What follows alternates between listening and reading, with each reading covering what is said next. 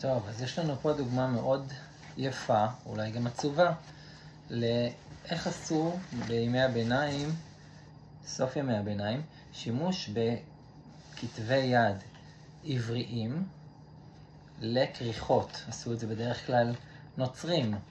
לקחו קטעים מכתבי יד עבריים על קלף. קלף היה חומר יקר, ופשוט לקחו, הנה אנחנו רואים פה, זה ממחזור אשכנזי, מהמאה ה-14 בערך, לפי הכתב, והוא שימש, רואים לפי הצורה, שהוא שימש לכריכה של ספר.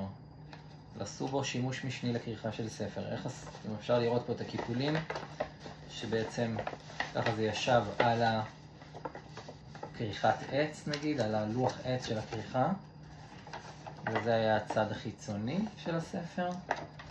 מה שאנחנו רואים פה זה בעצם קטע מתוך קרובה לשמיני של פסח במחזורי אשכנז. אז זה, ככה זה נשמר בעצם. מה שמיוחד פה זה בעצם כתב מאוד גדול.